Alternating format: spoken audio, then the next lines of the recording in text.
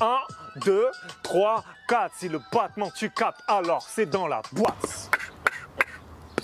Ah ça là? Ouais. Non, prends pas ça. Mes potes beatboxers vont rigoler.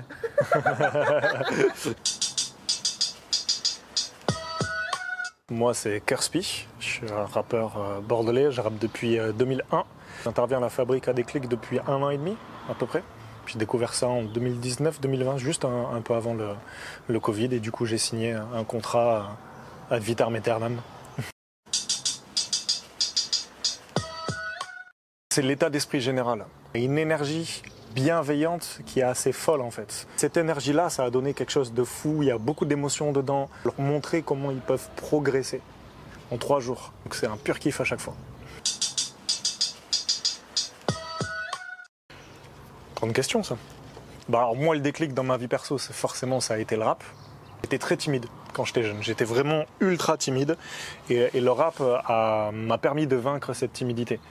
Ça m'a permis de m'apprendre à m'imposer en public, surtout à l'époque où nous on a commencé, c'était Cypher ou Open Mic est arrivé et puis il fallait kicker et si tu kickais pas, voilà, tu te faisais mettre à l'amende.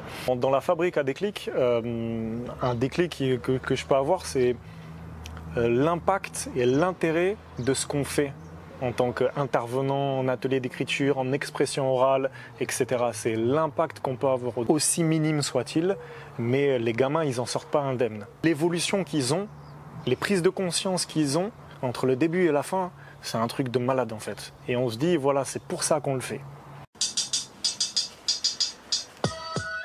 On était juste 7, donc très convivial, c'était super cool. Et t'en as 5 qui ont fait du rap, quand même, sur les 7, sur un même morceau. La plupart ne savaient absolument pas rapper. Ils n'avaient aucune notion de ça. Certains écoutaient, mais ils n'avaient pas de notion. On se rend compte qu'il y en a certains qui n'ont jamais écrit, et on a l'impression qu'ils ont toujours écrit. Entre le premier jour, les premiers moments qu'on a passés ensemble, à faire des jeux de rimes, etc., et le dernier où ils ont leur texte en entier, ils vont commencer à le faire sur scène. Ce truc-là, c'est un truc de malade.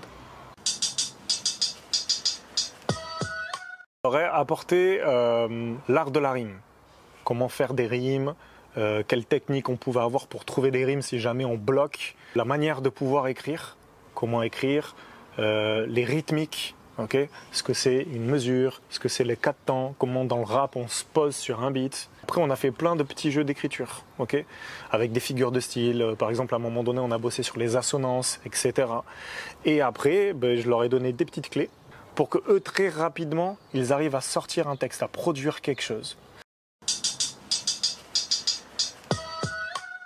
C'est que tu pensais que tu pouvais pas le faire, mais au final tu peux le faire. Et cet attrait pour la découverte aussi. J'ai bien aimé l'état d'esprit de certains qui disaient ouais moi franchement le rap, le slam j'y connaissais rien du tout et je suis venu ici justement parce que je connais pas. Et c'est leur apprendre qu'il y a un autre truc qu'ils n'ont jamais vu dans leur vie et qu'ils peuvent le faire. Et ça déjà c'est super important parce que c'est une benne symbolique pour plein d'autres choses dans la vie de tous les jours. Il y a plein de trucs, on se dit ouais ça c'est pas pour moi, je peux pas le faire. Ben tente, si ça se trouve tu vas déchirer dedans. Voilà. Et vaincre la timidité, c'est souvent ça. Hein. Ce combat contre la timidité et le manque de confiance en soi.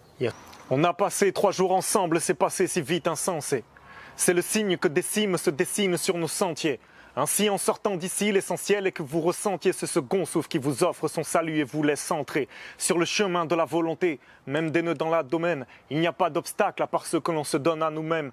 J'ai combattu ma timidité en me jetant dans l'arène. Hier, j'avais le trac et aujourd'hui, je fais mes tracks sur scène. Je sais que la scène vous terrorise, mais simple est ma théorie. Je suis pas meilleur que vous. Si je l'ai fait, vous pouvez le faire aussi. D'accord, la vie est un sacré bordel. Il y a quelques hiéroglyphes, mais n'oublie pas que tout près de ton cœur, quelques héros vivent. Mémorise qu'on ne sera pas tous des numéros 10 et pas besoin de briller pour être une étoile. J'aime à dire que nos parcours ici ne sont que des escales. Le temps file, le présent à l'esprit, demain n'existe pas. Hier aussi, chacun de mes ateliers, et celui-ci particulièrement, me rappelle que tant de talents sont en attente qu'on les montre. SVP, montrez le vôtre avant de canner. Et pour demain, si vous vous trompez, c'est pas grave, rien que de tenter, c'est déjà gagné.